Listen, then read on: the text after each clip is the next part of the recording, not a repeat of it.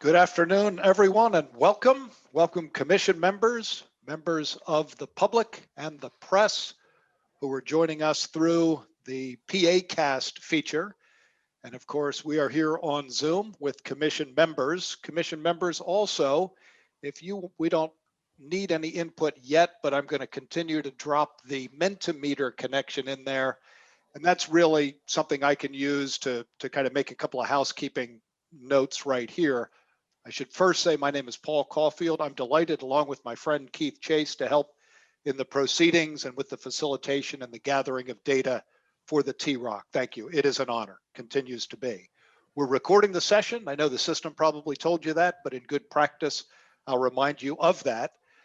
We have a number of presentations queued up for today. They are brief. It's a quick reminder. We really only allocated about 5 minutes to those presentations each, because of the timetable we are on. So our overall project cycle is pretty short. Therefore, each meeting is short. The presentations get squeezed by that very same reality.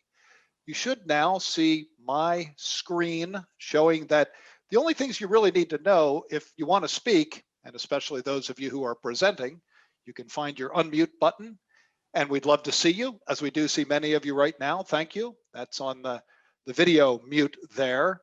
And it probably helps for everyone to open chat.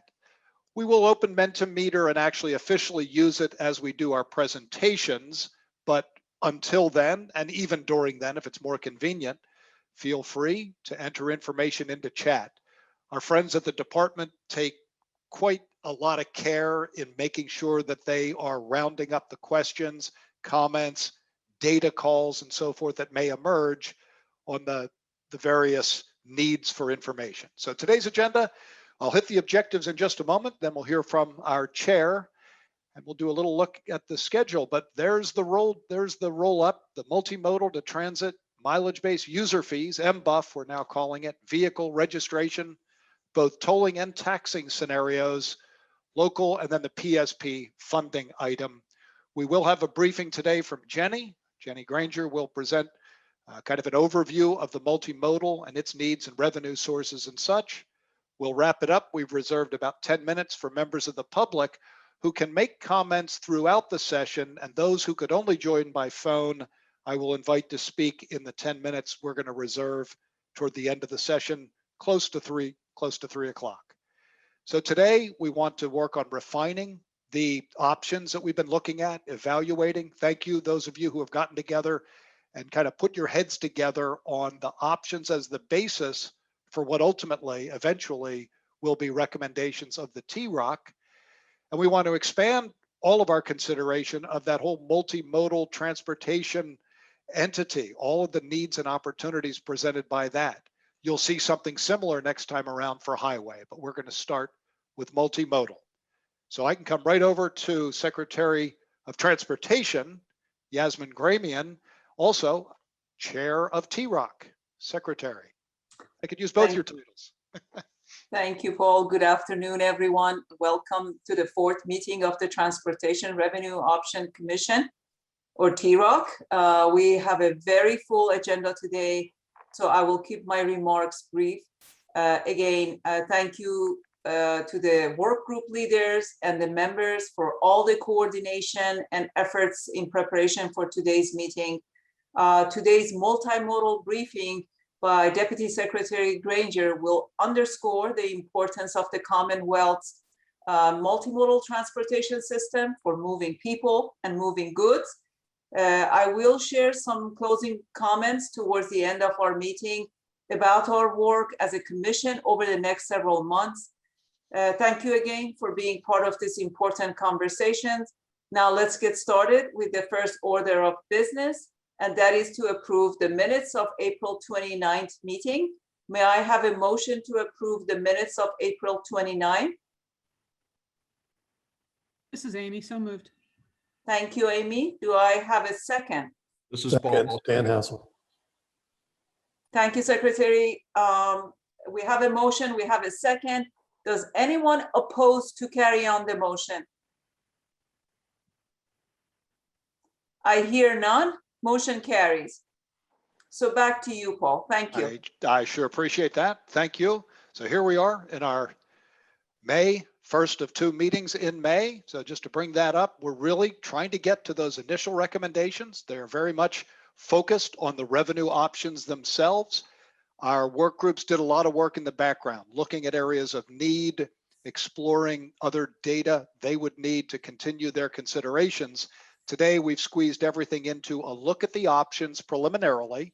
We have not cross-checked those presentations, and we will certainly find a lot of people probably landing on some of the same options. That's not a problem. We'll kind of rationalize all of that after today's session, plus kind of wrap up all the other information that has been presented.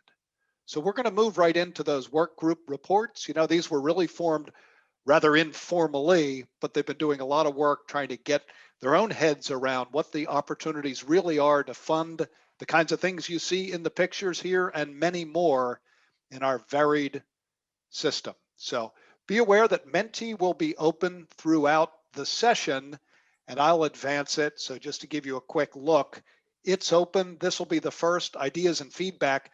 We really won't be able to field questions in any degree with any degree of detail as we go through, but we do want to make sure we capture any comments, ideas, corrections, any kind of feedback whatsoever, and we'll certainly follow that up. So that will be open. If you want to go to the link we've posted in the chat, not the PA cast one, but the other that has mentee.com in the middle of it. You won't need a code because that should take you right in there. Give you a moment to do that. And as we do that, I will bring up the first of our presentations. And as I do so, I am happy to introduce from the Aviation Advisory Committee, Bob Schaefer. And Bob, we have you queued up and ready to go when you are ready. And I think you have 2 slides if I counted right. That sounds good to me, Paul. Good afternoon. I appreciate the opportunity to present from our committee.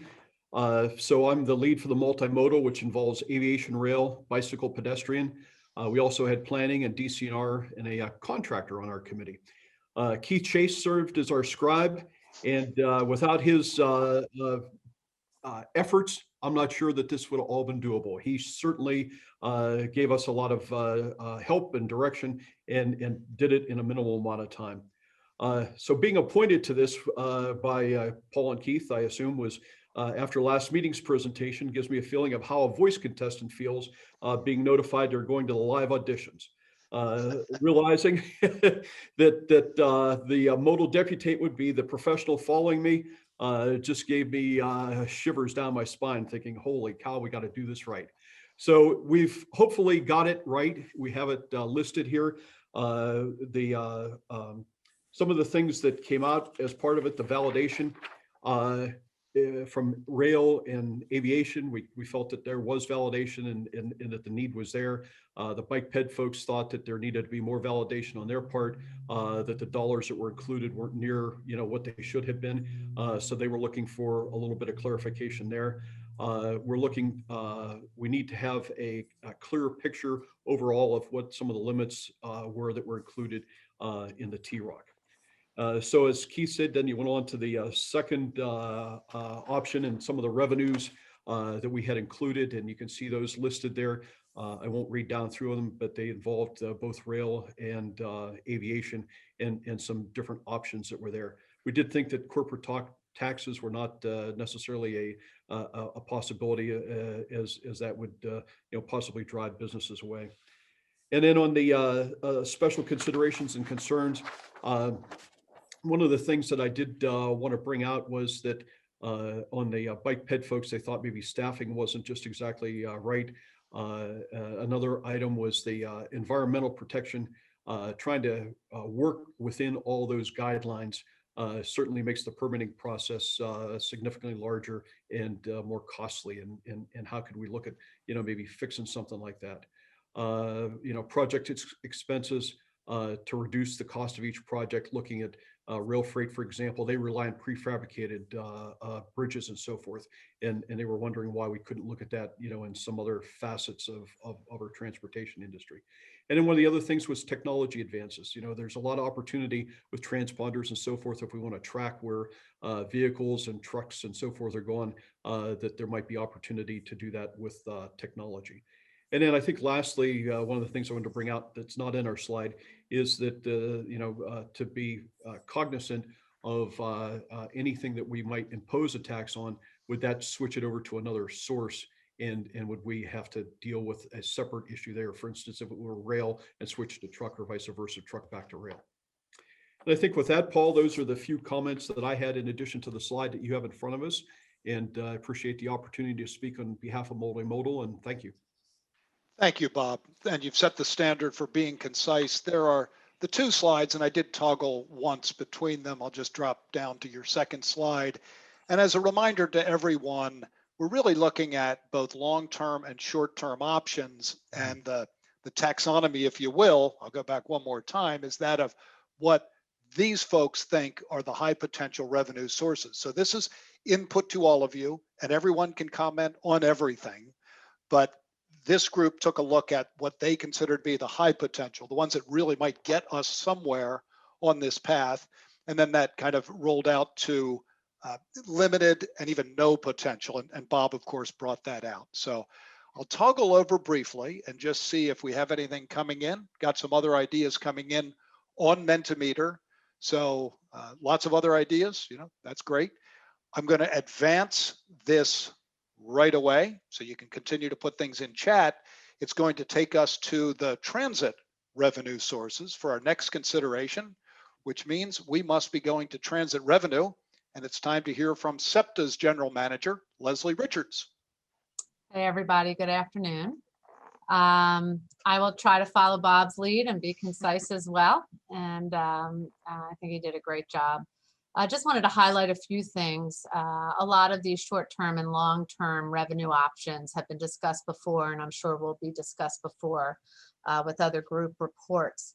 But I wanted to highlight the $450 million, the Act 89, Act 44 issue of going from turnpike payments over to vehicle sales tax by June of next year. I also should have said this before I started talking, just how crucial transit has shown to be during this pandemic and is in every single county here in the Commonwealth, helping seniors get around, those with disabilities. So it is throughout the entire Commonwealth. And while Pennsylvania has our agency, SEPTA, which is also one of the largest employers in the Commonwealth. We're the size of CVS or Aramark as far as the economy, and also the Pittsburgh, the Port Authority. There are over 50 smaller, and they range from all different sizes throughout the Commonwealth, all doing work. Every single trip really does matter here in getting everybody around. And so that $450 million that currently goes from the Turnpike to PennDOT out to transit agencies is a real vital piece of all of our funding. The real important piece as well is that as it will transfer from the Turnpike to the vehicle sales tax, it will allow those agencies that choose to do so to borrow on the money, which we cannot do right now. It comes from the Turnpike. The way that the Turnpike gets the money is they borrow to get it. And so you can't borrow on money twice. And so those agencies that need to and agree that that's a good financial move for them can do so. And those who want to use the money outright and not borrow on it, that is fine. So I just wanted to point out that there'll be that extra flexibility. Also to point out that vehicle sales tax is already collected. It wouldn't be a new collection for us here. And if we wanted to discuss replacing this amount in the general fund, it would be a 2% increase in the current vehicle sales tax. That's something, if this group wants to talk about, that we could, put into the discussion as well. I also wanted to point out the TNC tax that's been talked about a lot. as well as MBUFF, and we've gotten good presentations on what that could mean. That also is both of them would help in our long term and our short term as well. And so, and anyway, I just wanted to give some highlights there. And then if you want to go to the next slide. Here, what I wanted to note is, and it has also been brought up, the Southeast Partnership for Mobility. There's also a Southwest Partnership for Mobility.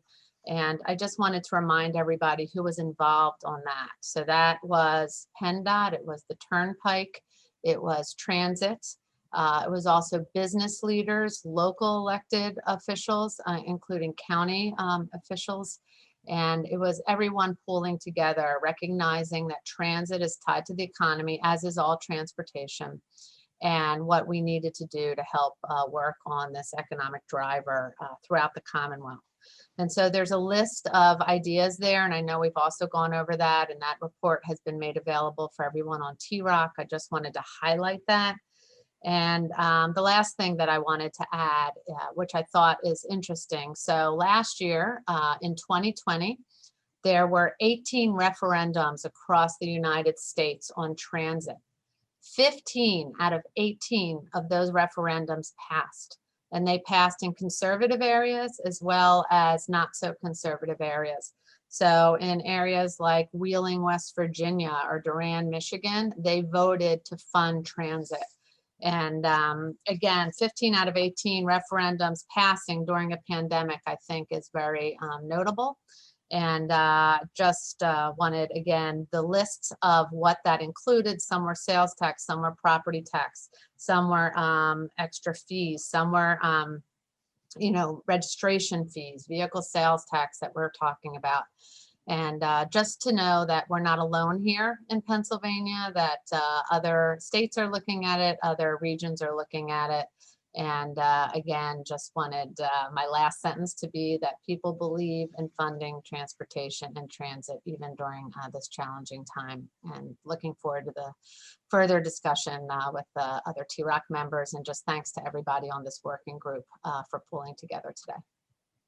Thank you so much, Leslie. Thanks for, again, the concise and very emphatic presentation. We have more for your group to consider in from Mentee, but I'll advance Mentee, which will take us over to MBUFF. And MBUFF seems to find its way into a lot of our presentations, but now it's officially MBUFF time, and no one better to take us there than the former chair of Gannett Fleming and current State Transportation Commission member, Ron Drenovich. Ron. Well, thank you, Paul. Our group spent a little bit of time, actually quite a bit, pulling together a lot of information relative to what people are thinking in this area. And the subject of MBUFF itself actually has so much potential for funding relative to at least highway and road activity, which is our biggest cost at PennDOT by far. That it's just too significant not to look at it harder and pursue. It can only be long term, as it's pretty evident based on a lot of the information that people ask and the questions that are out there. And it's too complex to do anything short term. So this is a long term program to get there.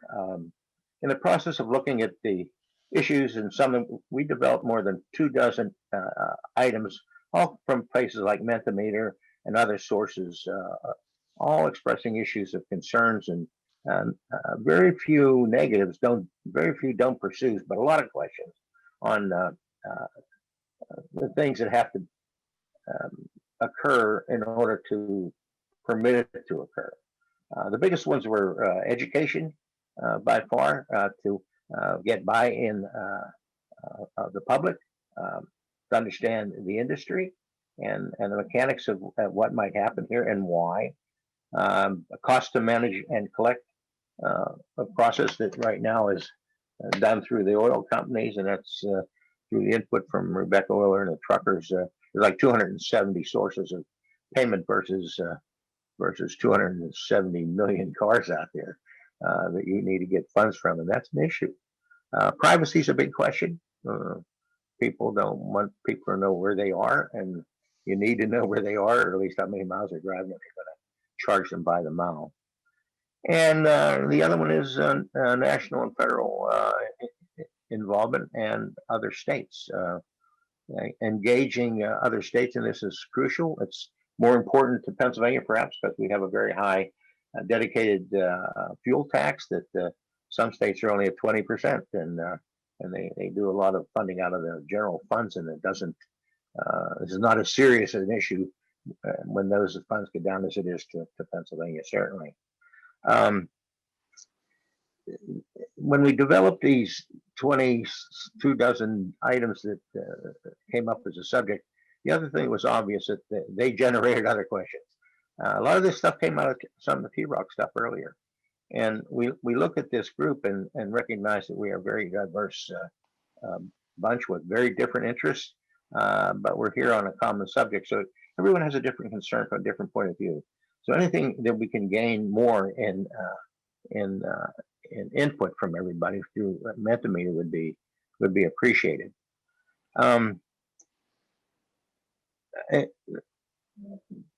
There weren't, like I say, there weren't many don't pursues at all. There were a lot of very valid questions. Some people might think they have not realistic questions, but they're all realistic. Anything that pops up a concern deserves an address. So I really do encourage anybody that has any concerns or issues, even if they're negative ones, we need to hear them. The other folks that we do need to get involved, where a lot of work has been done. Some states have done some things. Oregon, maybe 8 or 9 years now. They have a trial going, but it's not caught on. Certainly, the feds have been looking at this for the last few years. The consortiums out there, the I-95 coalition, have a pseudo mileage-based thing that they're looking at, and the associations. Many of them have actually put some formal papers together, like the Truckers Association. All good information, no solutions. So this can get solved over time. Technology won't solve it all, but it's a big piece of it. But the bigger issues are coming, managing the details and getting people to accept it. So we're looking forward to the challenges of what MBUFF will be in the future. It's probably 10, 12, 15 years out. Can you do it incrementally? You could probably do it without some states, but it's pretty tough not to do it without the federal involved somehow, since they cover all the states. So that's pretty much the report of the group.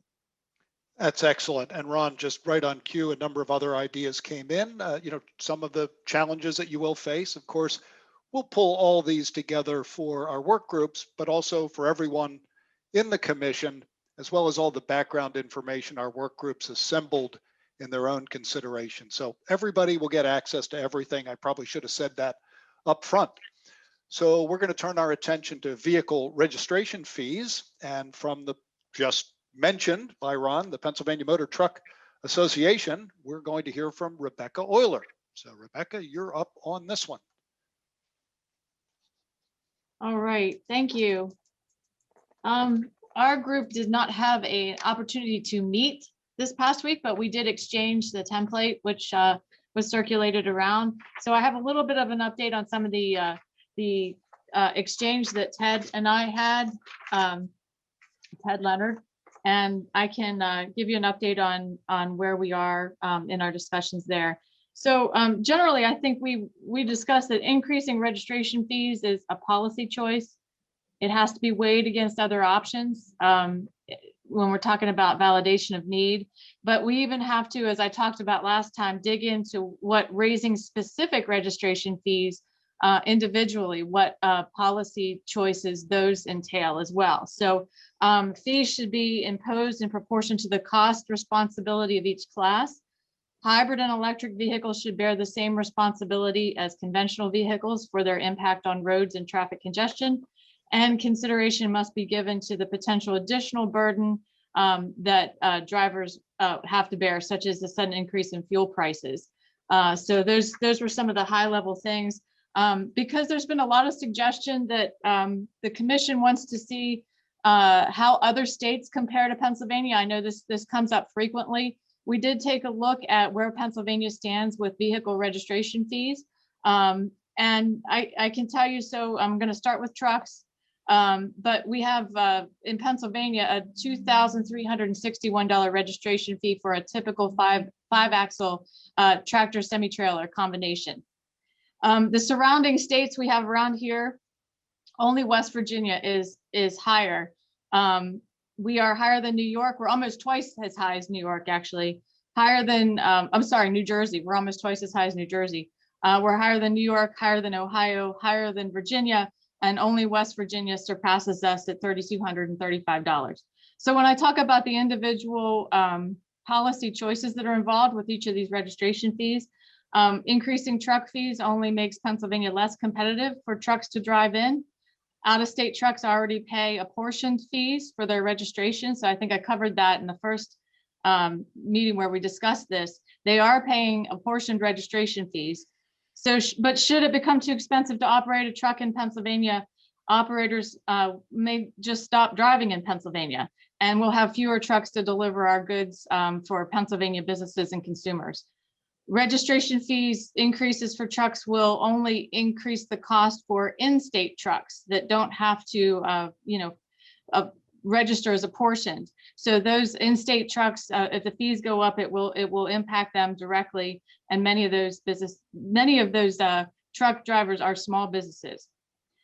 Now I'll go on to cars. Pennsylvania, as we know, has a flat car registration fee. Many states calculate their fees in different ways. Pennsylvania's $38 fee, I believe it's going up to $39 in July. It's difficult to compare car registration fees because of different ways that states charge. But if we look at the surrounding states, New York is between $35.50 and $85, but it's based on weight. Sorry, New Jersey. I keep mixing the two states up. That was New Jersey. New York is between $26 and $140 based on weight. Ohio is on par with Pennsylvania at $35.50. Virginia it is between $40 and $64 based on weight and type of vehicle. And West Virginia, we are lower than West Virginia. They have a $51.50 flat rate in West Virginia. Some of the other ways that some states calculate vehicle registration fees, about 14 states do it by weight, 9 states do it by age of car, 4 states do it by type of car, and 9 states do it by value of car. So there are some other options there that we have. And a note here from Ted, electric vehicles are often charged higher rates than hybrid or alternatively fueled vehicles, since electric vehicles do not pay the gas tax, as we know. Various states may run a high for hybrids of $200, which is Wyoming, to $235 for electric, which is Michigan. And these fees are often indexed. So there are definitely some options there. Just adding some of the other items of note here at the end, I think we have to consider the impact on the economic competitiveness of increasing transportation costs for commercial vehicles as we talk about this. And also, because there'll be pushback on increasing any registration fees quickly, we should think about incremental increases, probably, especially where we are here with the fuel prices where they are. And one other note, we noticed that motorhomes, there were 24,500 motorhomes licensed in Pennsylvania that were over 11,000 pounds 2 years ago. These vehicles pay $125 a year, but the heavier motorhomes can reach up to 20,000 pounds on the rear axle, which is actually the same as a truck. Yet trucks are over $2,300 registered. So Class C motorhomes are on a truck chassis and have the same size tires as trucks. So we may want to add that into our consideration of, user fees with impact on the system and how motorhomes are treated as well. So that sums up what we have here. Excellent job, Rebecca. And you have been busy, even if it wasn't a meeting. That was a lot to get through. I appreciate that. Well done. A couple of ideas did come in to you. I'm going to make a last call for vehicle registration there. Of course, one will have to really work on the reflection of electric vehicles, hybrid vehicles, and so forth as we move forward and get into splitting some of those hairs and really understanding that. For the moment, however, thank you. we're going to turn our attention to tolling scenarios. And for tolling scenarios, let me pop that one up. This group, I think, was able to get together, and its presenter is our executive director from ACEC of Pennsylvania, Leanne Sherman. Thanks, Paul. We were able to get together as a group, and then we continued exchanging ideas after that meeting as well. So a couple of things, I know you see some things up there, but I just want to go over a little bit more about some of the highlights of our conversations that'll put what's on the slide in a little bit more perspective. We plan on having a lot more conversation around this. We also are going to be looking for additional research items to kind of field and help with those conversations. So here are some of the highlights of our discussion. We all agree that tolling is a valid option, but we do also agree that there's many things to consider and other ways to raise money that are not tied to tolling. And I think that's part of what the TROC is looking at. What are those other ways? The consensus was that the group would like to support the seeking of additional federal expansion of tolling. So that is something that we do feel is important because we do think that the federal government needs to expand that. We also do think that tolling is a viable option in all forms, but that you need to take into consideration the traffic volumes and congestion and where those traffic volumes will go dependent upon what is tolled, where it's tolled, whether it be a corridor, whether it be a bridge, an area of an interstate. So you need to take into consideration those communities surrounding it and other things such as that. The other real important discussion item was that everyone should pay something in general for transportation. It is an infrastructure. It should be completely bipartisan. It should be something that everyone realizes is very important, whether you yourself have a vehicle, whether you use a bicycle, but your food, all of our quality of life items, everything is tied to some sort of our infrastructure. So there should be in general some sort of way that everyone pays for that and not actually limit it to a user fee. So only someone who utilizes the roads. That included, and we brought up, anything from, and these are just throwing them out there, obviously, bicycles, the Amish, electric vehicles, other groups, and other facets of transportation as well. One of the other things we talked about was that all new builds, so all of our roads and bridges, highways, should be evaluated for a tolling option scenario. That doesn't mean it fits, that doesn't mean it makes sense, but that should be a thought process. And so, we also talked about tolling being, as I mentioned earlier, should be something that everyone, transportation, should be something that everyone pays for. And when we look at tolling, we want to clarify, tolling is really a user fee. Because if you toll something, it's usually going to be the only people paying it would be the people utilizing it. So we really need to look at those things that expand outside of tolling. Some of those things include, and were brought up, marketing, different types of marketing projects. We know the Department of Aging has a mascot.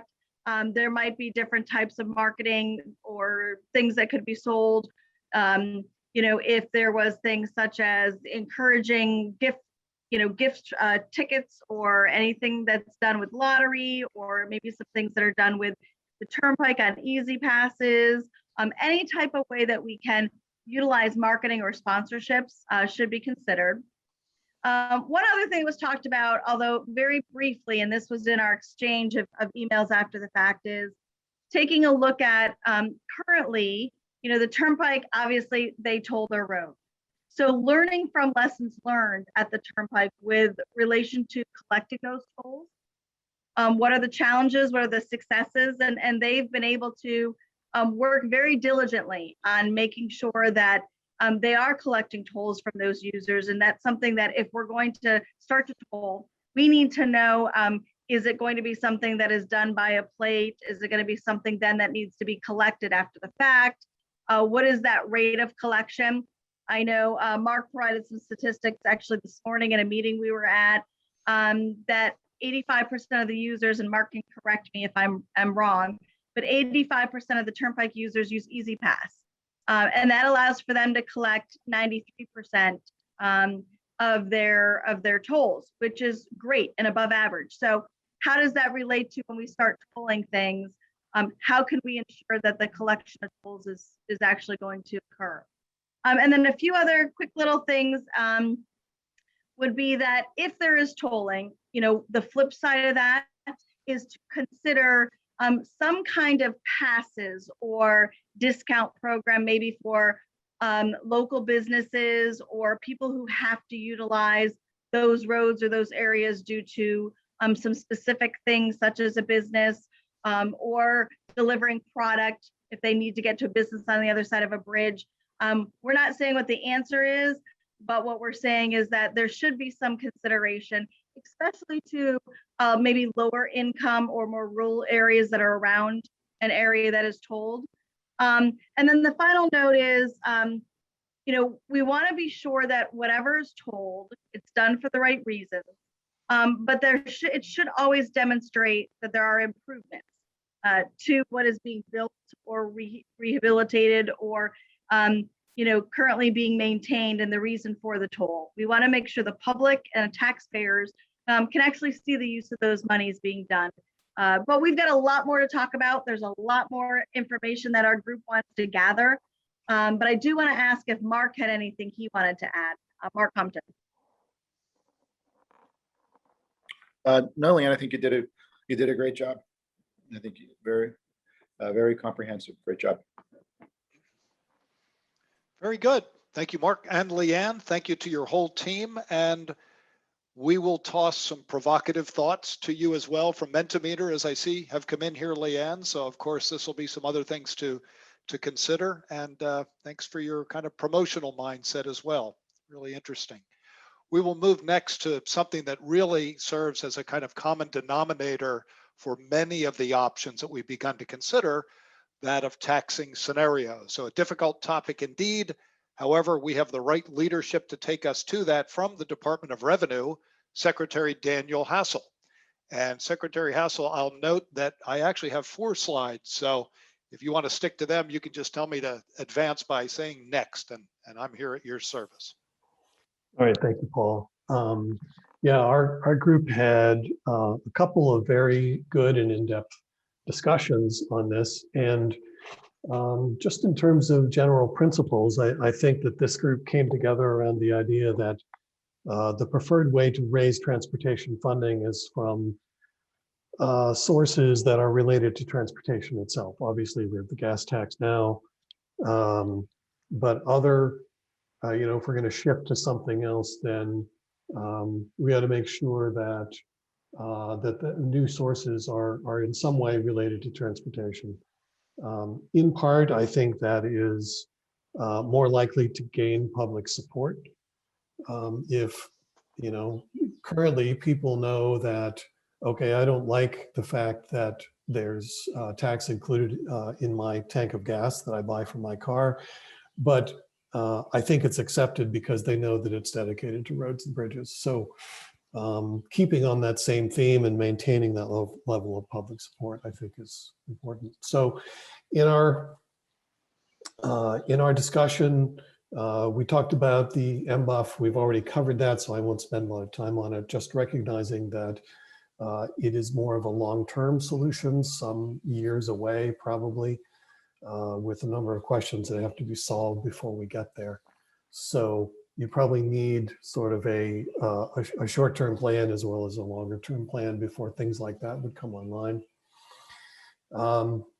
We talked about registration fees, which we've also already covered. Administratively, it's relatively easy to do, which is an advantage. And we wanted to make sure that registration fees for electric vehicles ought to be considered as well. If we're not going to be able to collect tax directly from the users of electric vehicles, then there ought to be some registration fee increase. We talked about reallocating state police funding, which does make sense to us. And I'll just note for the good of the order that, of course, that just moves the problem from the motor fund to the general fund. So it doesn't actually produce any new revenue, and it would, that problem has to be solved. That problem, that revenue would have to be replaced in some way. Tolling, same kind of thing. We've already had a discussion about tolling in general. This is a user fee mechanism and would make a lot of sense as part of the package. So you can flip to the next page, Paul.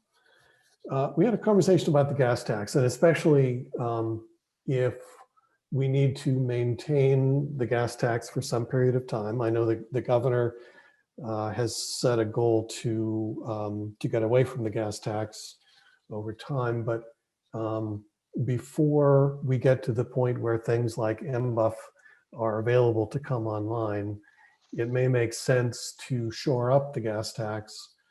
And we talked about moving away from indexing by the wholesale price of fuel, which is what happens now, to a CPI escalator.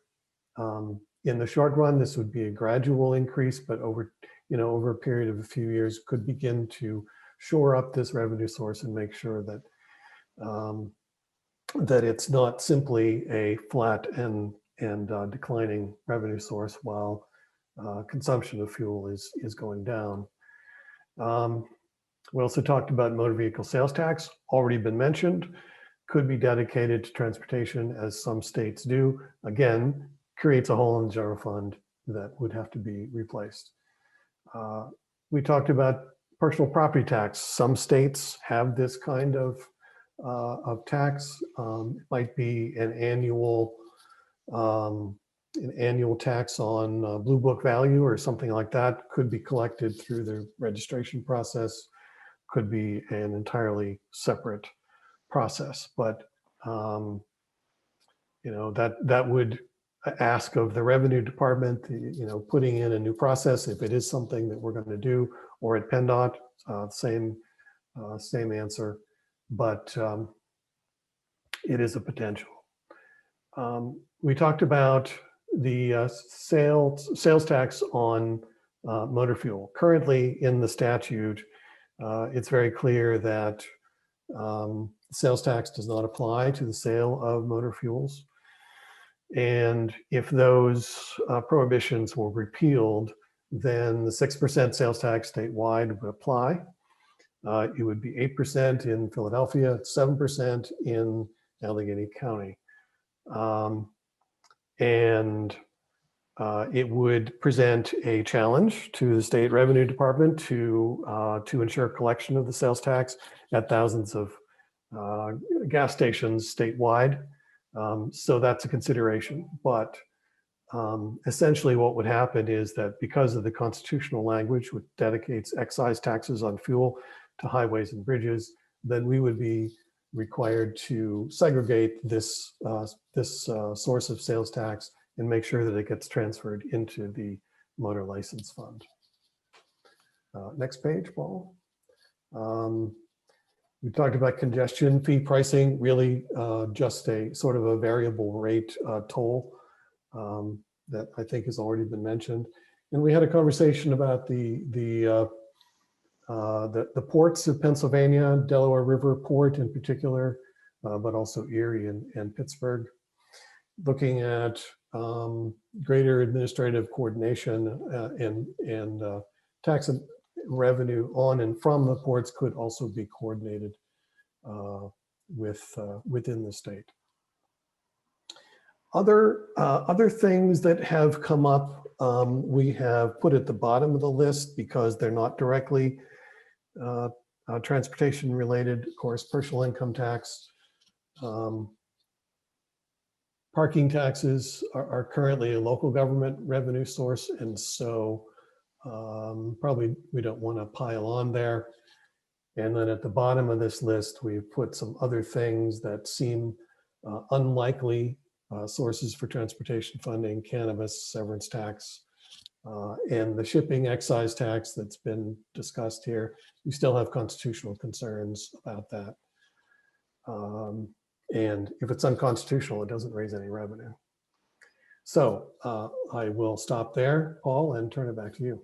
What a thorough job you did, Secretary Hassel. Thank you. And it is rewarded by a thorough job people are doing in input in Mentimeter. Too much to even take into account just immediately, but great stuff coming back to us there. Thank you.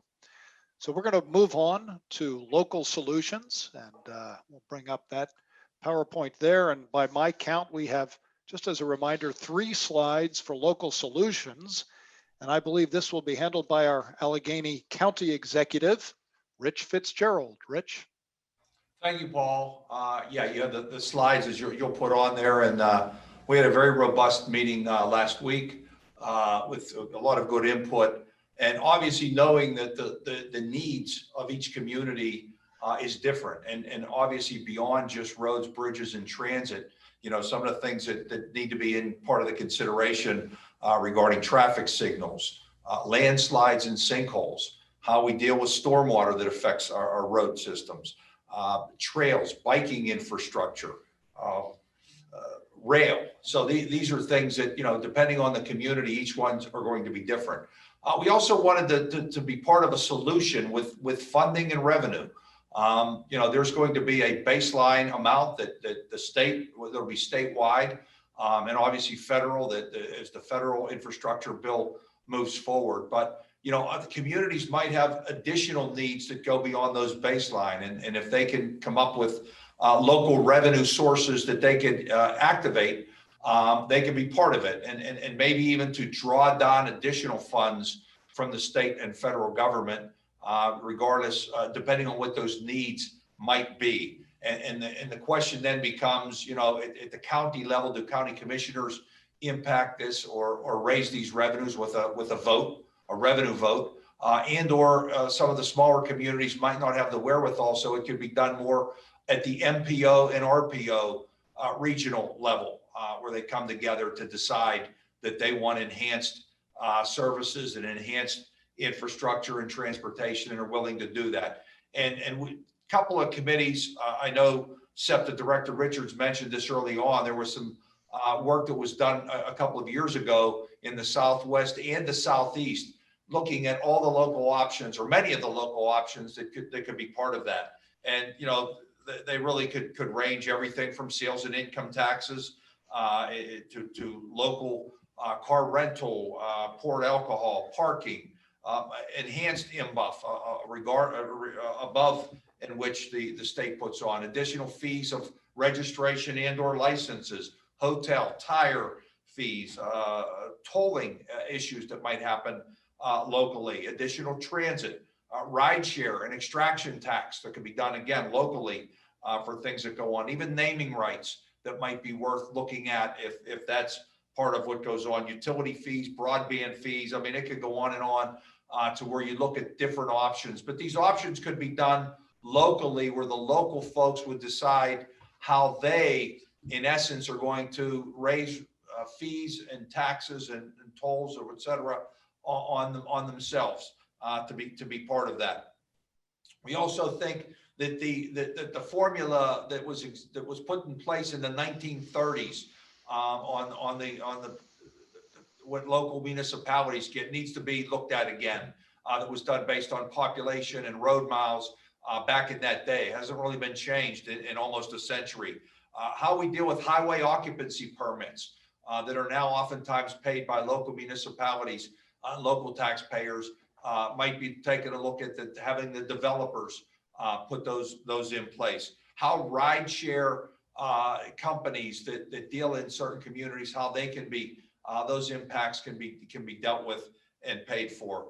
The other thing we want to take a look at is the American Rescue Plan money comes into place. We want something that's sustainable, not just for a year or two, that when that money runs out, we want to be able to have funding sources that will move on into the future for years to come. So these are all the things that we've been taking a look at. And then the final thing is mentioned already, the state police. You know, some communities actually rely on the state police for their local law enforcement, for communities that already put their folks, their money into local police, how to deal with that, dichotomy of two different organizations that work with that. So there's a lot of local options that can be put into the mix, but we do think that there's real needs and real opportunities for some local communities to come to the table, put skin in the game, and be part of it as well. Excellent, Rich. And I'm just going to pop up these other slides. Your group was indeed very thorough, as we would expect of you. So you have the coordinating with the private sector utilities, the local road impact fee, local delivery fee. And we've heard a lot of that, coming back, that there must be some way of getting at some kind of some kind of reward on that. The freight charges, and how you would go about that, how you would assess that on the modes. And finally, kind of at the county level, you're quite familiar with, maybe a $5 fee that has to be approved. And then looking at the coronavirus stimulus funds. And we'll even have a look at that relative to multimodal, indeed, in Deputy Secretary Granger's presentation later today. So well done, Rich. Thank you very much. And there too, we had some ideas pop into local solutions. You're not forgotten, indeed. So good stuff there came through our Mentimeter. That's always my reminder to advance the Mentimeter. And we're going to look at PSP funding. I'm just going to jump us up there. And so as we consider the PSP funding, we're going to hear from Executive Vice President of APC, the constructors, Bob Latham. You're up, Bob. Thank you, Paul. I just want to thank the members of our subcommittee here, Commissioner Evanchik, Secretary Swales, Mr. Swank, and also give some honorable mention to Senator Sabatina, who provided some input, and we truly appreciate that. We did not meet face-to-face or via Zoom, but we did communicate quite a bit prior to today via email. And I think that this group was very well put together because all of us come from a little bit different perspective. And that is very helpful, I think, in a good deliberation. And one thing we did agree on right away was that the initial topic, you can see on the screen, it now says PSP funding. The initial topic was accelerating PSP funding reduction, and we all kind of agreed that was not the direction in which we were trying to proceed here, but rather the goal is to ensure full funding of the state police with other than highway user fees at such a high extent. So thank you, Paul, for changing the topic title there. I think, a little bit of stage setting here. First of all, why is this continue to come up? Our current state budget diverts $706 million from the motor license fund to the general fund for the state police. We have the second highest gas tax in the country at over 50 cents a gallon. 11 cents a gallon equivalent is really going out of the highway fund or the motor license fund for the state police at this point. And currently in this current calendar year and last calendar year, if you level them together, we have the lowest level of construction contracting, or what we call lettings, since 2006. We are literally back to pre-Act 89 with PennDOT's highway construction program. And I guess it should be noted that when the diversions hit here, the motor license fund, it comes directly out of PennDOT and not to some of the other recipients of motor license fund money, such as local governments. It comes, there's PennDOT gets the entire thing. So, this kind of back and forth here is creating stress on both the state police and, of course, the highway capital program, which is why this is an important thing to look at. And again, as I mentioned, we don't want this interpreted as cutting the state police budget because obviously that's not the goal here. Let me talk a little bit about just some basic data that, again, provided by the research department at the Pennsylvania State Police, and we certainly appreciate that. 26 states use highway funds to fund the state highway patrol, but it was pointed out that in Pennsylvania, we're not simply the highway patrol, but a full service policing department. 40 states use general fund monies to fund the state highway patrol. 17 states have considered legislation or action to address the issue. And in the past 10 years of those 17, 14 have considered an alternative or new funding source for the state police. So I think we're going to have to be looking at some things that are different, a special fund to be set up, et cetera, et cetera. So those are some of the things that we're looking at. Of course, as we move forward, as I go back and mention this short-term issue that we have now with PennDOT lettings, one of the proposals on the table is to back and fill the state police budget on the short term for the next 2 fiscal years using American Rescue Plan monies while we ferret out what is that new special funding source, or what is an appropriate funding level coming out of the motor license fund for the state police. So we've put on the table there, sort of the whole kit and caboodle. There is also an alternative approach, which is a little more measured. So that's something that can be looked at as well.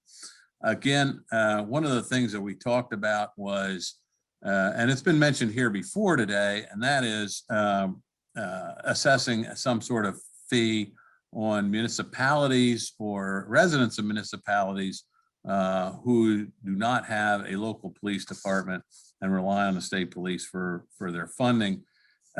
This is something that the group felt should be on the table for discussion, although we recognize that there doesn't appear to be a great momentum for passing this currently in the General Assembly. This is an item that's kind of been on the table now for a number of years and hasn't seen any movement. So we felt that it should be part of this discussion, but recognize that there are some issues going forward. And I will just close this with parenthetically letting everybody know that recently there's been some polling done that shows about 2/3 of the respondents, or 2/3 of voters, do support using the American Rescue Plan monies to augment the state police budget while allowing the motor license fund monies to stay there. So at whatever level would be eventually arrived at. So there is support in the public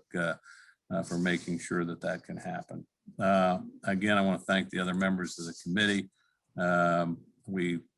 In this effort, we sort of set the table, and as opposed to attempting to direct a solution to the entire commission. Thank you, Paul. Excellent, Bob. Thanks much. And we somehow got through all of that with about 2.5 minutes to spare. So I am generously inviting people who want to make comments about anything and everything they've heard. And by the way, Bob, you'll have plenty more to feed back to your committee with the Mentimeter results. But if anyone wants to unmute and speak with us for a minute or two, that's about how much we have, 2 minutes before we move into our briefing. So.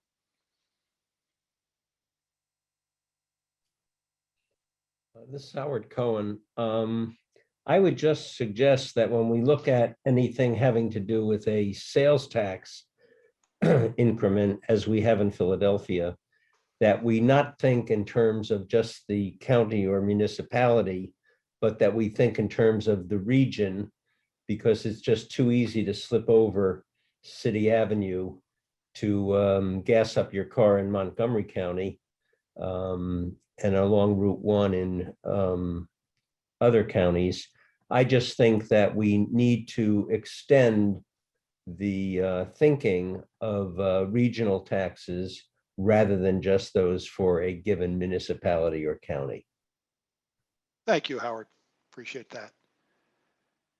And if anyone wants to follow Howard for half a minute, the next 30 seconds is yours. Otherwise, we'll just keep our program moving ahead.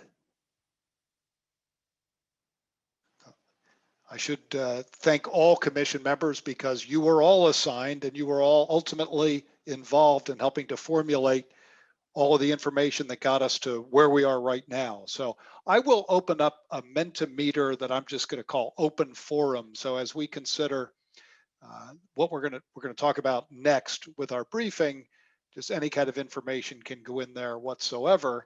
And of course, it is going to be Deputy Secretary Jenny Granger. And Jenny, you're going to switch over and share your screen, but Mentimeter will still be up and running on ours. And just in case anyone missed it, I will put the Mentimeter link back in the chat there, just because that's very reassuring to everyone to see that there. Jenny?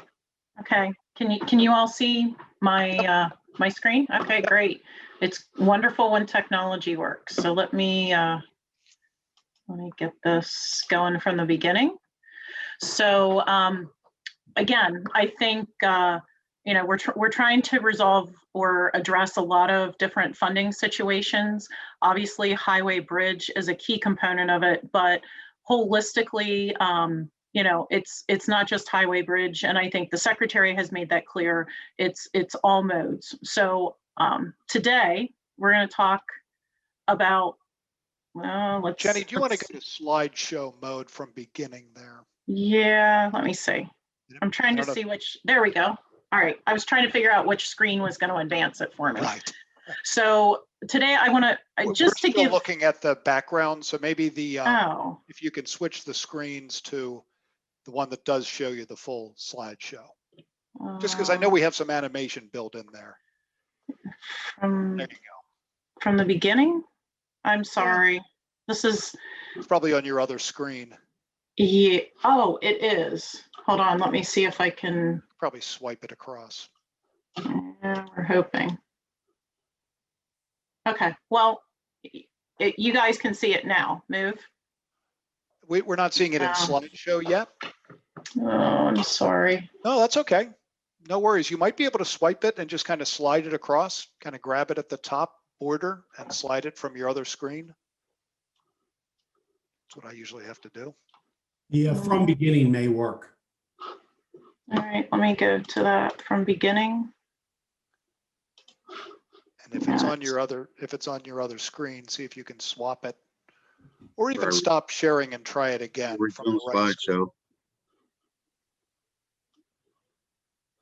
All right, let's. All right, I apologize, everyone. I am gonna stop sharing and let me try and get this. The thing that always fools me is Teams and Zoom work in the opposite way. So on Zoom, you have to pick the screen horizontally, move across horizontally to pick the right screen. Okay, all right. So let me get it to the beginning and let's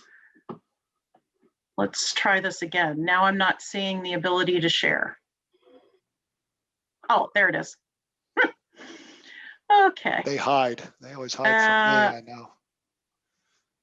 All right. Now I think we're cooking with gas. So we're not seeing it yet. There's 2 steps on the sharing. Yeah. All right. There you go. Perfect. You got it. You're good. All right. I love it. Thanks. So today I'm going to, just as a refresher for everybody, I want to talk about what does the multimodal deputate consist of? Because I think a lot of times when we say that, people think just transit. That's not the case.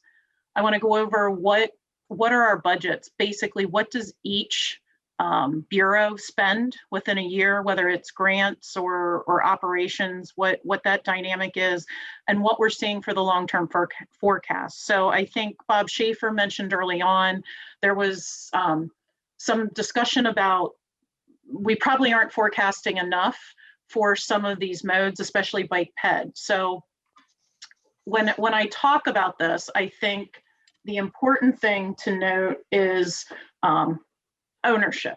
So multimodal deputate, again, was established as part of Act 89 in 2013, and it does encompass the modes that you see below.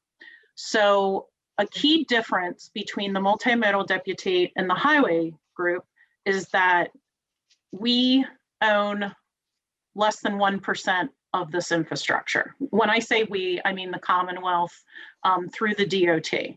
So airports, the ports, public transportation, whatever the dynamic is, we have both public agencies that are the owners and the representatives, and we also have rail freight private entities that own these resources. And then we have the bike ped paths, and we also have bike utilization within the roadway network. So that one's very, very unique, in that we're always looking for ways to incorporate safe bicycle pedestrian usage into the network in the highway group that we own. But then there's also this latent demand for increased pedestrian bike ped paths. And I think that has become very apparent during COVID, as people were definitely taking more active recreation type activities. So I will tell you, as we go forward, the ownership is often key to why we talk about some of the amounts that have been proposed in your TROC handout. So just keeping that in mind, I kind of want to set the stage for it as we go forward. And it is a little bit of a challenge on some of the different modes to truly gauge a full need. So with that, I want to talk first about sources. So I believe you've all have seen this chart before. I probably should have asked that everybody familiarize themselves with it. We could have given you a quiz, but I bring this up because it's very, I don't want to say cumbersome, but it's not as neat and clean, the funding sources to the multimodal modes as it is, so to speak, for highway. So we have a lot of different avenues for each of the modes. They each have their own, what I consider maybe restrictions isn't the right word, but requirements, and what is eligible for funding and what is not. And those numbers fluctuate, just like in a highway, when we have 75% of the funds coming in from the gas tax, you'll see other fluctuations for the funding within the Public Transportation Trust Fund. Again, the aviation funding, they receive a lot of their funding from jet fuel sales tax. So I think, again, it's just, I throw this up here not because there's a quiz, please nobody panic, but I think it's important to, again, just understand, challenges that the highway folks have are similar yet different than the challenges that we see in multimodal going forward. So I want to talk about public transportation first, and we're going to go through the other modes, but by far, I think I put this up front, not to slight the other modes, but because it is the biggest part of our overall budget and multimodal. So I think it's important to understand, again, it's statewide impact. So again, generally we fund things out of 3 pots that you'll see in the middle of the screen, the fund, right? And you'll see we have a, what I often refer to as a potpourri of revenue sources that are coming in. So sometimes that's good, sometimes that's bad. The sales and use taxes, obviously, I helped contribute a lot during COVID with all my online procurement, as I'm sure a lot of you also have. But you'll see, again, we have a wide variety of revenue sources that are coming in.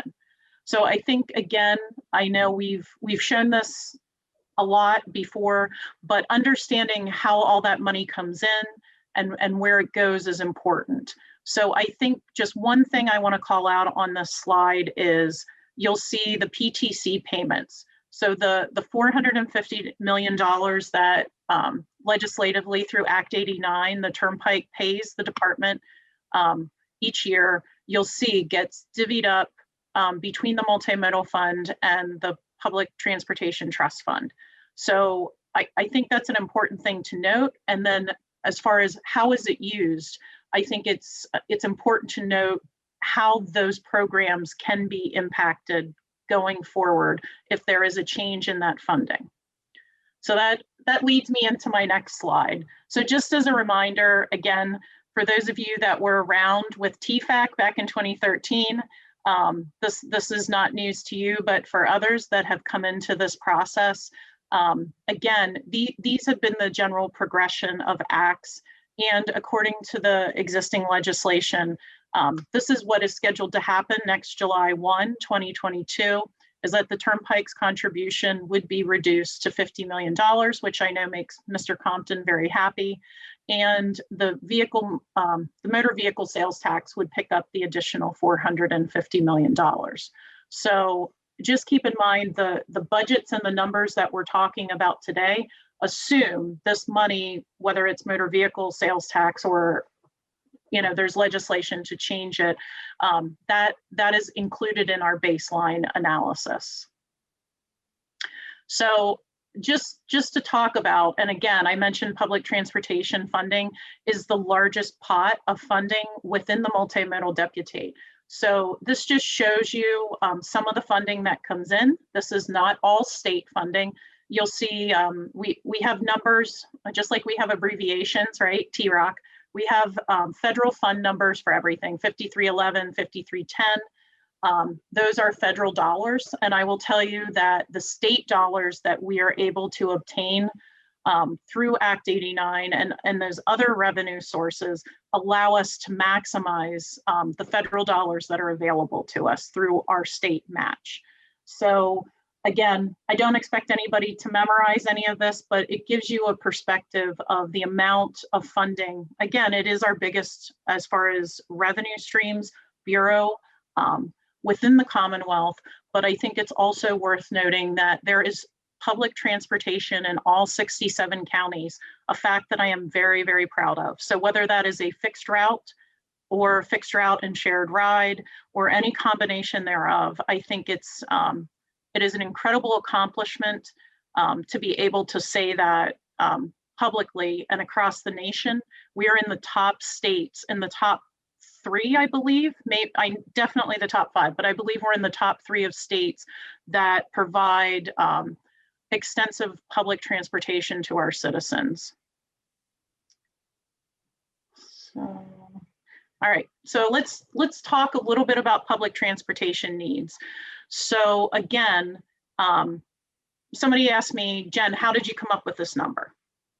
So the number was developed, I believe Leslie mentioned it earlier, and the county executive from Allegheny County, Mr. Fitzgerald, he also mentioned the Southeast and Southwest mobility studies that were just completed within the last couple years. These numbers were really fully vetted through those organizations, in addition to looking at other parts of the state and other transit facilities going forward. So again, these are a glorious work, and you'll see we gave a range, but we feel very confident about this number and what we know, and in that extensive coordination, because that really was both of those initiatives, and then working with other transit agencies throughout the Commonwealth to get a good handle on what is needed long term. Where do vehicle replacements go? So we're talking state of good repair. This does not include any new services or new expansions. This is just keeping us safe, efficient, ensuring reliable timetables so that people don't go, the bus sometimes shows up, it sometimes doesn't, I'm just going to drive, because that is the worst scenario. So we spent a lot of time, even though, again, we do not own these resources. We do not own the transit agencies, although we do provide a lot of funding. We try to strategize, again, working with the federal dollars. So I think this number is truly what, if we had it, we could keep up with our transit state of good repair. So there is a little bit of a backlog. There are things that we're just unable to do because of funding. So as part of the public transportation umbrella, we talk about Amtrak needs. Now I pulled them out. I did not lump them in with all the other ones, because I think it's important to differentiate, right? Amtrak is kind of its own animal. And just to reinforce why we do this, why do we fund Amtrak? Why do we provide money for capital? Why do we provide money for operating? So I will cut to the chase on this. Keith, no pun intended.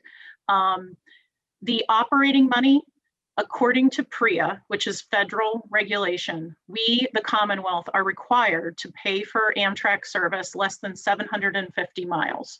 So the operating, as I've explained it to my mother, today, what's today, Thursday, if Amtrak collects $20 in ticket sales, but at the end of the day, it costs them $30 to run the trains, pay for labor, buy toilet paper and cleaning supplies, the Commonwealth pays the delta.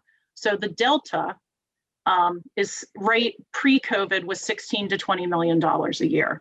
So we are legally obligated to do that. There are other things that PREA also puts us on the hook for, but we have made a conscious decision because of the importance of the Keystone Line to the economy of the Commonwealth and to mobility that we're also working to bring stations into a state of good repair. And it's not just a state of good repair, it's ADA compliance, it's a better customer service dynamic. So for those of you more local to the central part of the state, if you drive by Middletown, you'll see that our latest and greatest station is currently under construction. We're looking to complete that construction by the end of the year. We're working with Amtrak for some parking and pedestrian and ADA and water improvements at Parksburg. Coatesville will go to construction this year. Downingtown is in design. For those of you aware of Paoli, again, there's future phases. That's an ongoing work in progress, and same with Ardmore. I threw the rail car replacement on here because we are also obligated to work with Amtrak to procure new train sets. That is approximately a $300 to $350 million expenditure. So the good thing to that is we have known for several years that is coming, and the department has been allocating money within our budget. And I hate to use the term squirreling away money, but we've been saving funding out of each fiscal year so that when that bill comes due in the next 2 to 3 years, that we do not have to go to the General Assembly and say, oh, we need $300 million. Can you bond funding for us? So again, some of it plays into that. We're going to continue to see infrastructure investments that need to happen. And we're moving forward on those things also as funding permits. So those are just the dollar figures I just talked about, just deal with state of good repair. So when we talk about projects of significance, we really mean new and improved expansion projects. And I listed a couple underneath there. The King of Prussia Rail project, I know we've heard a lot about. Port Authority, there's been discussions historically about rail and BRT expansions in different parts of Western Pennsylvania.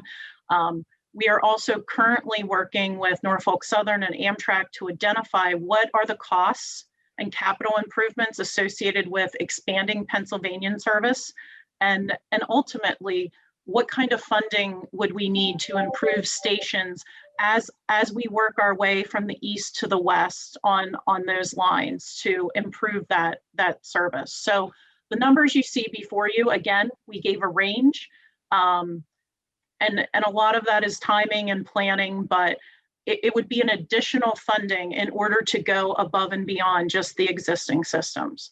So so this slide summarizes the public transportation, the annual funding need. So you'll see generally, what do we need for state of good repair for transit, right? What do we need for state of good repair and operating for Amtrak? And we kind of broke it down.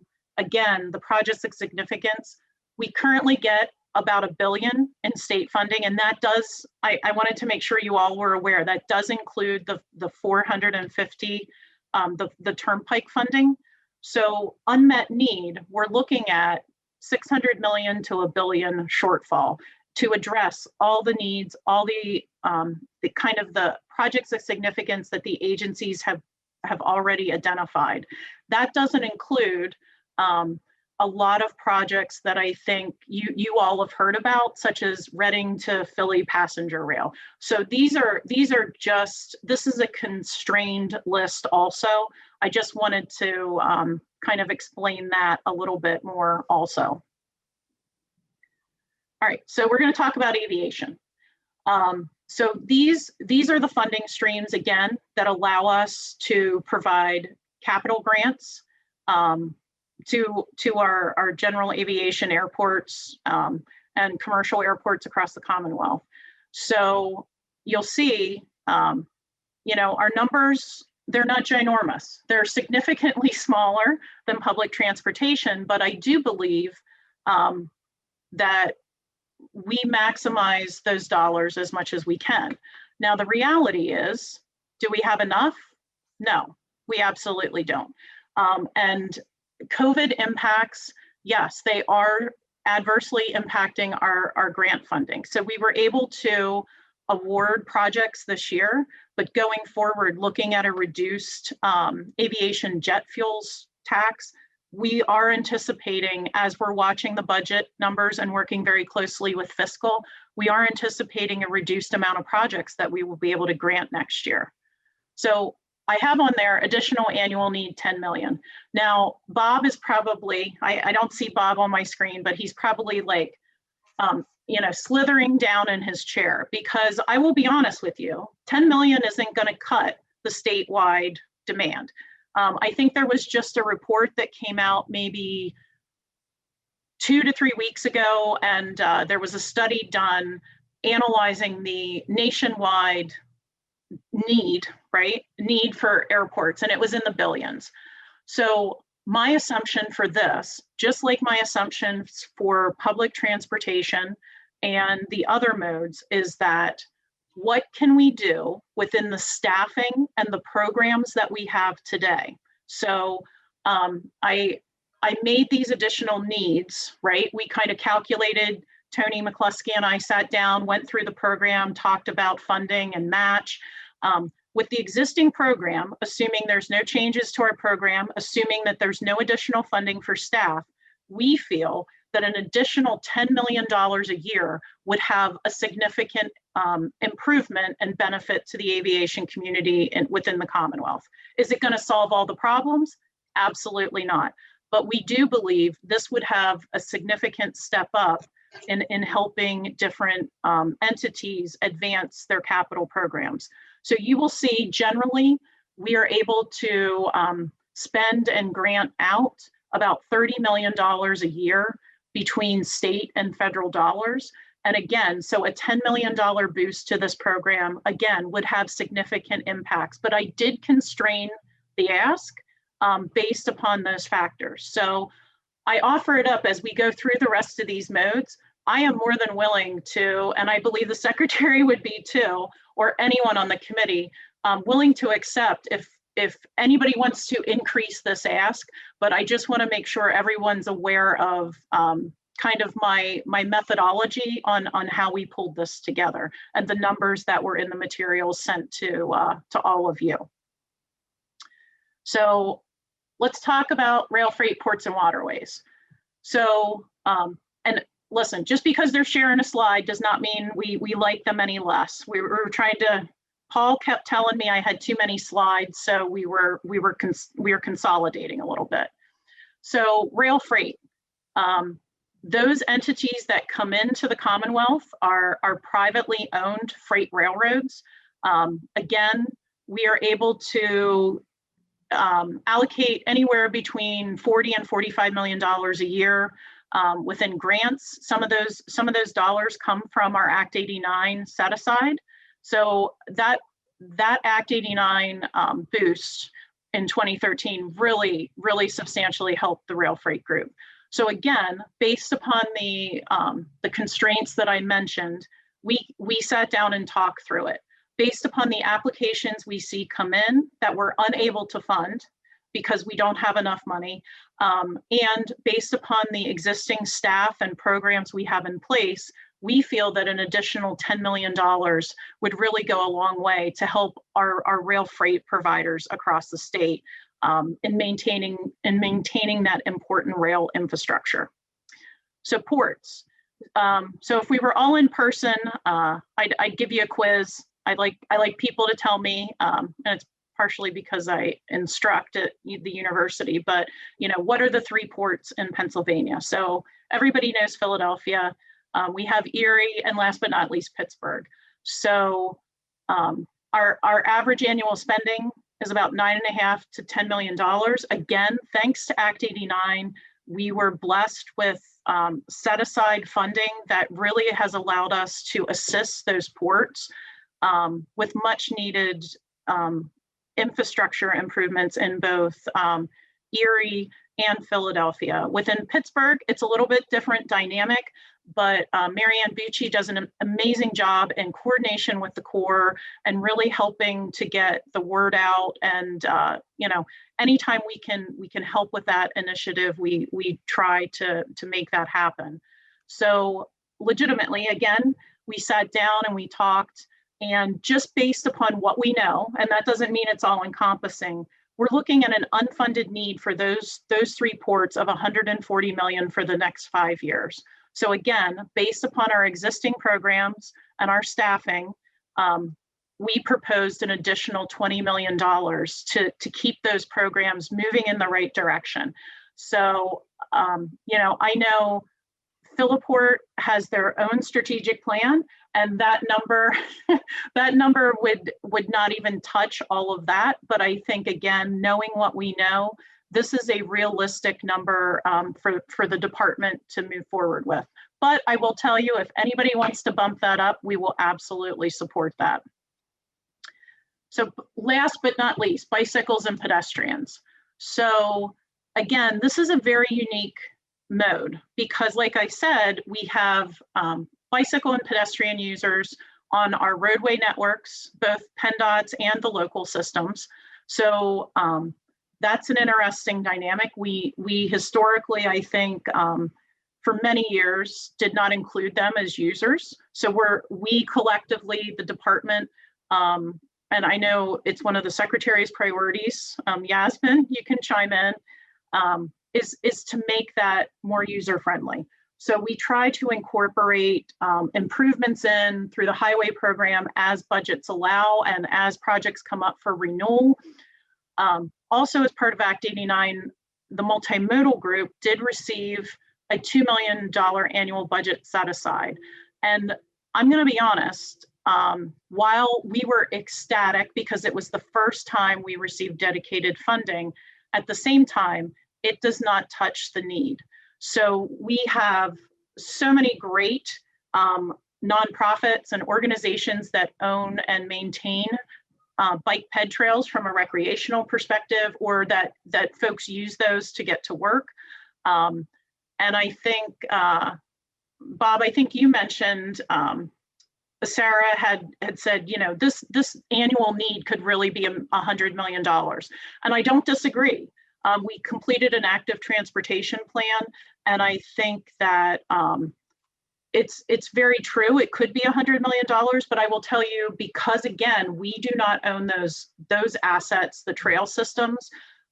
We don't have a full understanding of what that overall need is. We could ballpark it, but again, coming back to the methodology in which we used in multimodal, we feel with the existing resources we have, an additional 18 million would be monumental to this program.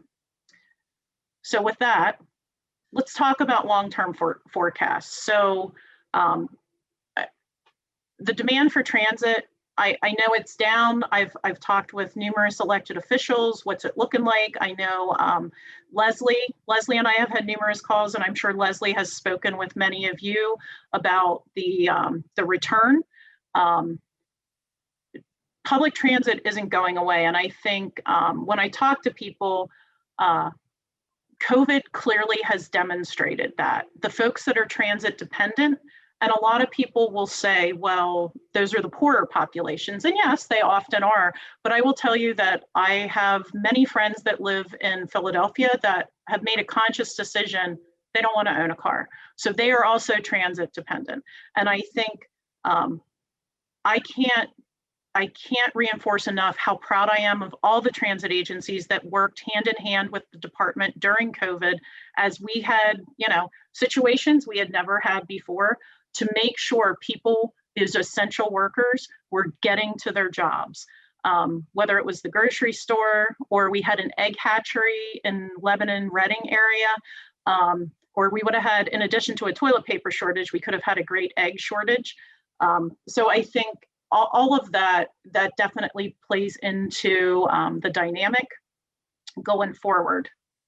So as far as funding our capital projects, whether it's through whether it's the transit agencies or the Amtrak projects, again, you'll see the estimate there at 300.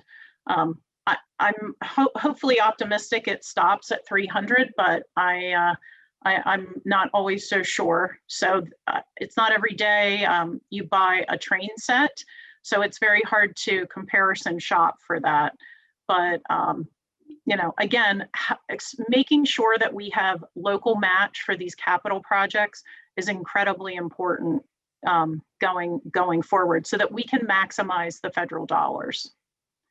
So aviation, again, we are looking hopefully a short-term reduction in capital grants as we see the last 2 weeks, I think, have been incredibly optimistic with people flying. Our numbers have been skyrocketing, and I think it sounds like most people have been tired of being cooped up for the last year. So we're optimistic that that will increase, but I do believe there will be a blip on the radar where we have less money to give within the next 1 to 2 fiscal years, or potentially out to 2024 on this dynamic. So again, I will tell you, Tony McCluskey, he is constantly monitoring this, working with our fiscal office and Chuck Zimmerman, and it's something we're taking very seriously. So passenger rail, I think I've talked a lot about that. We still see increased operating costs. That shouldn't surprise anybody. For those of you that are in business, insurance and labor never go down the following year, right? It's kind of a constant.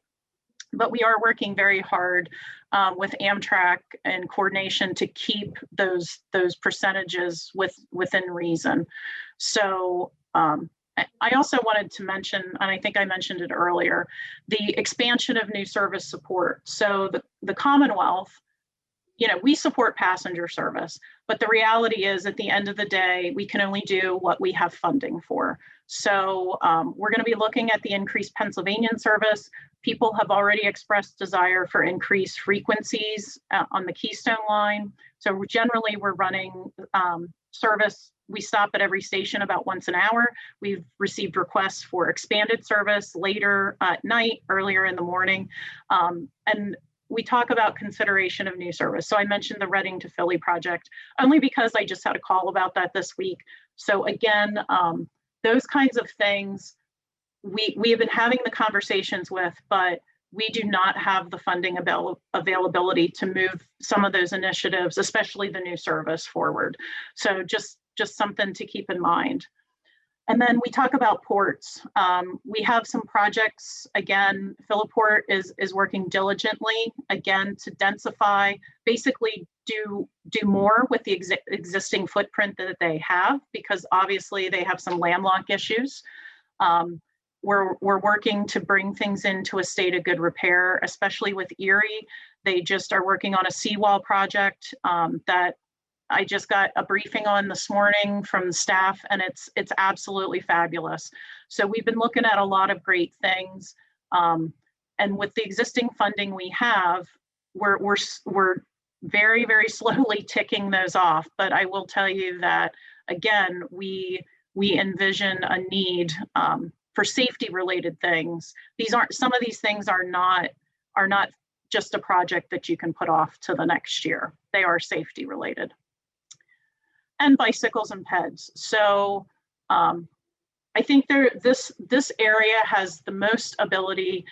We completed the active transportation plan. We've identified all kinds of initiatives. We have been working with DCNR because they also have their priorities, and if there's funding opportunities for us to work jointly with them, we are looking to maximize, again, the available state dollars that we have access to. So, a little bit of it is unknown, but I will tell you, we adapt, and we do the best we can with the budgets that we have available to us. So with that, Paul, I apologize. I went 4 minutes over my mandatory limit, but You're good. Who's counting? I think with a little shuffling at the beginning, you're in great shape. Jenny, what I'd like to do, I'm going to steal the screen back, invite people to raise their hands. So commission members only, please. Raise your hands just in case we have a lot of unmuters, but as I bring that back, we'll keep on going with that. And Jenny, can you, yeah, I'm going to just pull it away from you. Okay. And Jenny, you can also take a glance at what came in. We have about 20 items in Mentimeter. So, okay. All right. So participants, let me see if anybody raised a hand yet. I don't see it. All right. So. And there's a lot here, but you could cherry pick for the next 10 minutes or so. So I'm gonna pick the first question I have. So if an additional train service is provided, how much is needed for current and planned projects? And this is a multi-phase. So that is what, and this question is from Nolan. It's a great question. That is the information that I should be receiving from Norfolk Southern within the next 2 months, Nolan. So they're gonna come back and tell us what capital projects need to be implemented, what the cost is associated with that. So I should have a much better definitive answer on that within, I'm hoping in the next 2 months. I kept saying June, and then I was like, oh, maybe I should say July. But we did have a little bit of a COVID delay with Norfolk Southern, so I had hoped to have that question answered earlier. The second part of the question is, what is the difference in investment levels between Harrisburg to Philly and Pittsburgh to Harrisburg? So I can definitely look that number up if you'd like it, but I will tell you, I can explain why. So from Harrisburg to Philadelphia, that line is considered a commuter route by FTA. Now, that's a good thing in that it makes us eligible for FTA funding that we would not be able to get in the situation of the Pennsylvanian.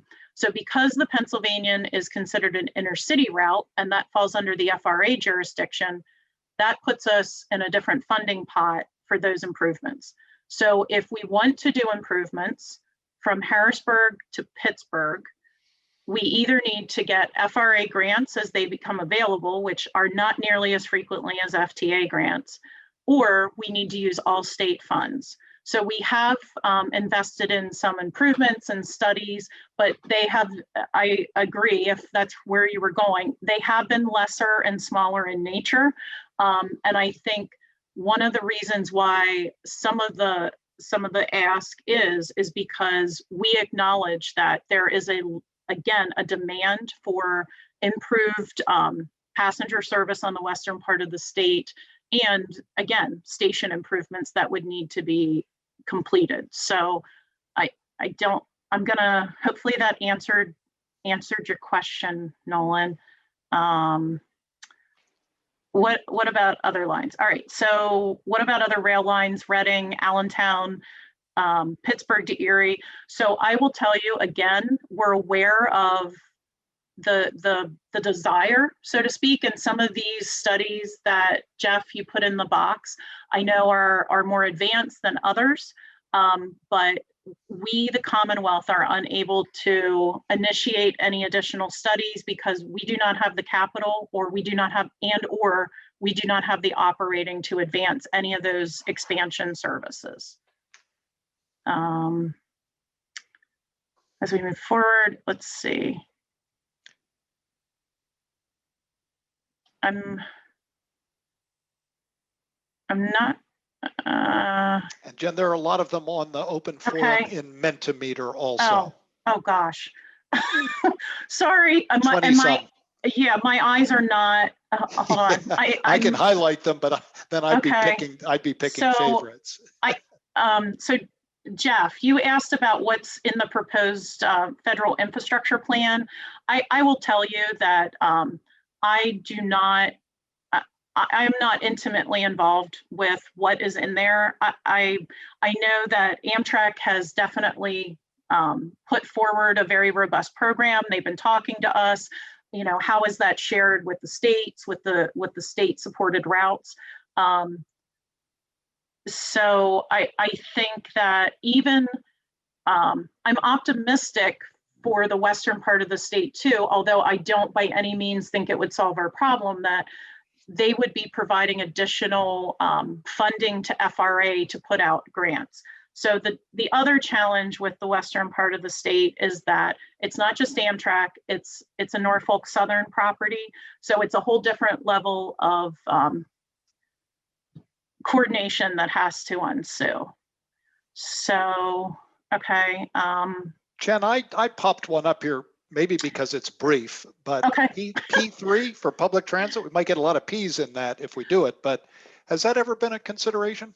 So I will tell you, we did do a P3 for public transit. We have a CNG station P3 with Trillium. And the great thing about that project has been that our transit agencies have been able to convert to CNG buses. And not only was it a P3 opportunity, but you know, it's a resource within the Commonwealth that's available, and it has, and I apologize if anybody wants the actual savings, we can get that to you, but it has saved operating dollars across the system. So again, we're trying to do more with less or the same amount of funding that we've been receiving. So we have identified that P3. I think we could, you know, we're open to just about anything. There are challenges with P3s, again, because we, the Commonwealth, do not necessarily own those assets, but that doesn't mean we can't have a discussion about it. All right. So let me just, okay, so there's Jeff, here's another Jeff question. Persons with disabilities, shared ride. So that is state only funding. We spend approximately $11 to $12 million a year. And I will tell you, I think that is some of the best money that the Commonwealth expends. That program gets people to jobs. Not only jobs, but I would say, I think we had a statistic, it was well over 50% of those rides take people with disabilities to their employment. The rest is shopping, you know, grocery stores, things like that. But Jeff is right. It is an issue. There is not federal funding for services, but there is for vehicles. But I will tell you that that is partially funded, not fully funded, but partially funded by the money that we receive from the Turnpike Commission. So it's a program that we're very aware of, and if the federal government is able to, you know, loosen up some of their standards, that would definitely benefit that program. Jen, I highlighted one here, and it may be early to add about COVID-19 impacts on transit and routes and services, and whether, because it's funding related, whether funding would have to follow suit. It may be early to ask that, but it's a good question. So I will, yeah, I think it's a great question. So I know COVID definitely is forcing the agencies, and again, Leslie's on the phone. I think Catherine from Port Authority is on the phone too. They could probably speak to the specific things that they have been doing, but I will tell you, I believe that everything that's happened the last year has not necessarily been a bad thing, because it's forced us to really closely look at the routes we're running, the frequencies we're running, because even though the transit agencies receive federal funding, one of the key messages I hear from all of them is that money is going to run out before ridership projections generally return to pre-COVID levels.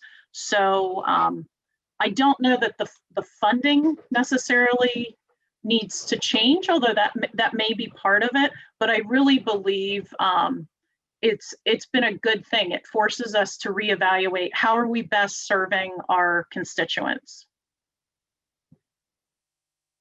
Great. There is a kind of a hopeful observation here that ridership is increasing which ought to help. There are a number of factors coming together.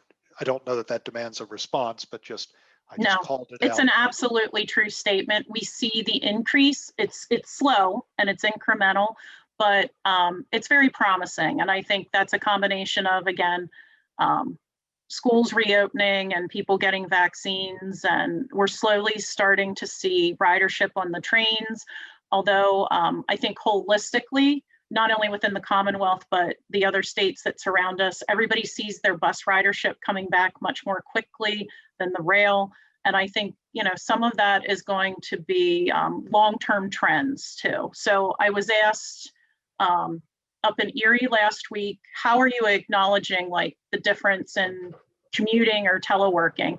And I think we're going to be working, we at the department are going to be working closely with the MPOs to acknowledge probably that trend, and we're going to see what it is. Is it going to be substantial and noticeable, or is it more of a blip on the radar, and do we see people fully coming back within a year or 2 years? So I think that, Paul, will be a glorious work in progress. Yeah, I'd just like to point out, I appreciate our multifaceted commission, because we had a question about closing gap, happens to be one of my favorite things too, trails, but the question about closing gaps on the trails. And then in Mentimeter, it happened to be right next to it. I think we had some help perhaps from one of our commission members. Yeah, Works that's to close absolutely trail true. gaps. That is absolutely true. Yeah, so thank you for whoever answered that question. We can't track back to who it was, but we might have some hints. Thank you.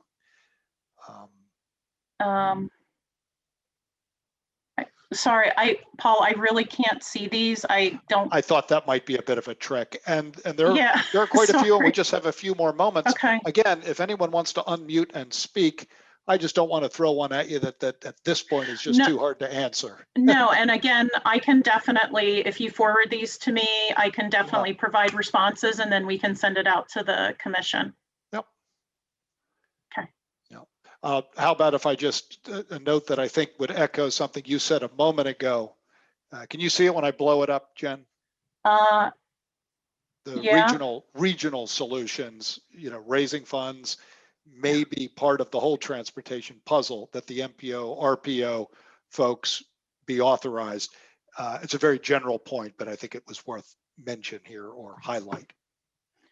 All right. So I just want to call out the representatives on the call. I know, and the Senator Sabatino and Representative Hennessy, and I'm sorry, I have a limited screen. I can't see everybody, but you heard me mention Act 89, and it truly was transformational for the multimodal deputate. And one, it created it, but two, even though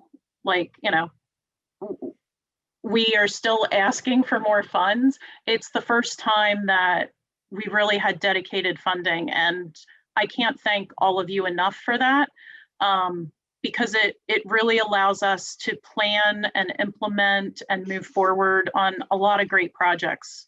So just my little plug to all of you. I know I've periodically thanked you when I've seen you in person, but we're able to do a lot of great things because of that funding. Yeah, Jen, excellent presentation. Thank you. I think I know I got a lot smarter just by paying attention. So thanks much. To take a look ahead, and we will probably have a few minutes, and I'm going to leave the Mentimeter open. It's called Open Forum. Our last part of that, of course, was the multimodal, but we'll separate it all out if you continue to put things in chat or in Mentimeter. We're going to open up an opportunity for public comment in just a moment, but I'll just give you a sense of what is ahead in May. On the 27th, it's our next meeting. We have our Thursday every other week date locked in. There we will have a more extensive treatment of MBUFF, and I really appreciate that Ron Drenovich and his team have kind of helped to really get out there, and plant some seeds of consideration for us that I think the MBUFF presentation will help us to begin to answer, and really taking a long-term view. Much like what we just had from Jen, we're going to tap Mike Kaiser for what I simply called today a highways overview, but the complexity and what we often think of as transportation. And as Jen cited, that which 75% of the revenue goes to on the highway side. So we'll be looking forward to that 2 weeks out. And then for the moment, if we have any members of the public who are here only by phone, we would invite you for public comment. And I believe you have the instructions when you called in, but I believe it's a *6 to unmute and speak. If we get too many of them, we'll figure a queuing process out here, but I'll just be quiet and see if we have any commentary from the public.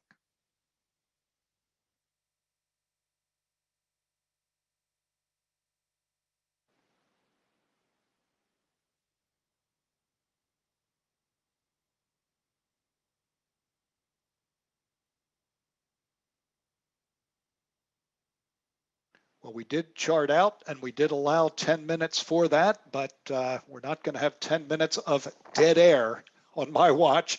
So with that, because I have the other commission member input before we come back to our chair, what else? What else should we be looking at just to reflect a little bit on where we are? We did a lot of work in a really compressed period of time. Thank you to the work groups that pulled together.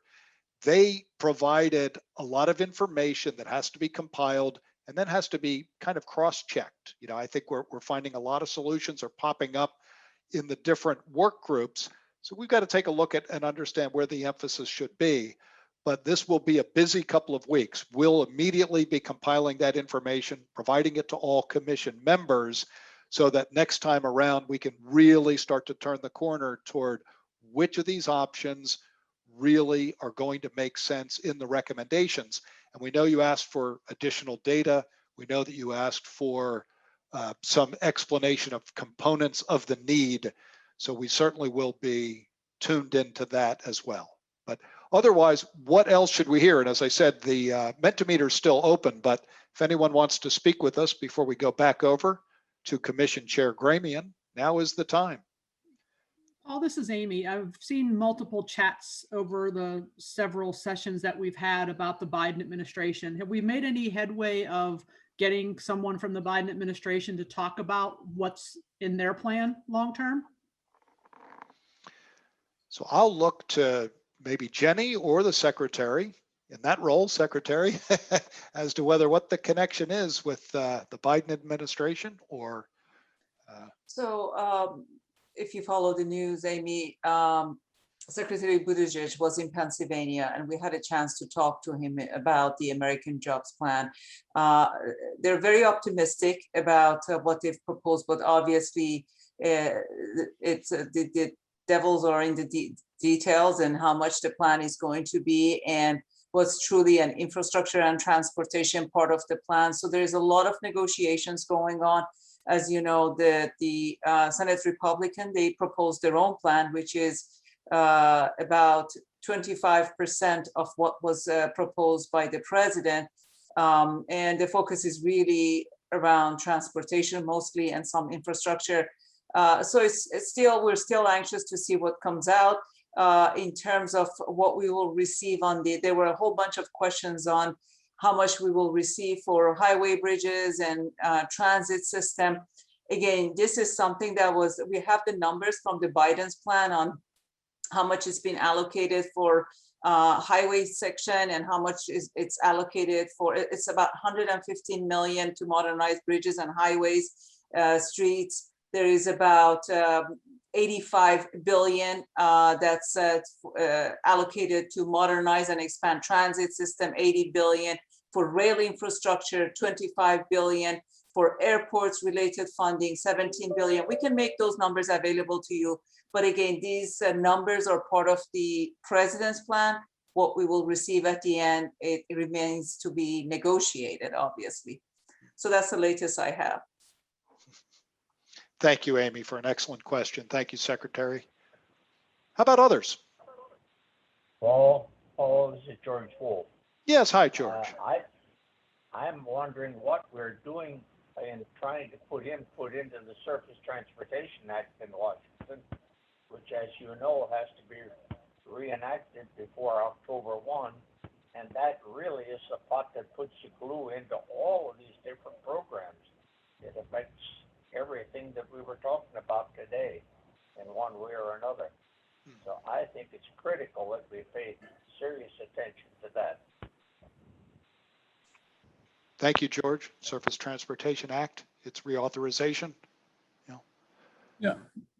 Paul, this is Bob Latham. I think what George was trying to get at is often has the Commonwealth or the department weighed in with our congressional delegation or the administration on specific needs or specific ask as part of a part of this ongoing discussion in Washington? You have the infrastructure plan on the one hand, and as George mentioned, you have reauthorization of the FAST Act that's coming up. So we're just curious as to whether there's been, any kind of a ask or need outlay laid out by the Commonwealth with our delegation on this. So there's been numerous communications with our delegations in Washington. As you know, they asked for a list of projects for the earmark program, and we've been working through our delegations with providing them with a list of projects. Obviously, we talk to individual delegators, and we, obviously working through them to make sure that Pennsylvania gets their fair share. With regards to the Highway Trust Fund Surface Transportation Act, it is a major concern of everyone. And what we've been trying to do is, really working through AASHTO, Bob. As you know, we work through the national organization. We wanted to make sure there is a uniform voice and ask coming from the national organization to the federal government on what they're doing with the Surface Transportation Act or the reauthorization or Highway Trust Fund. We really haven't received any feedback on that yet. I think the focus really is much on the jobs plan right now, the American Jobs Plan. But the AASHTO team and also individually through our delegations, there has been a lot of ask and questions and importance of this jobs plan is in addition to what we really need to do and how we need, or how the federal government needs to address the bigger issue, which is the trust fund and the Surface Act. Thank you. Thanks, Bob. Thank you, Secretary. Any others?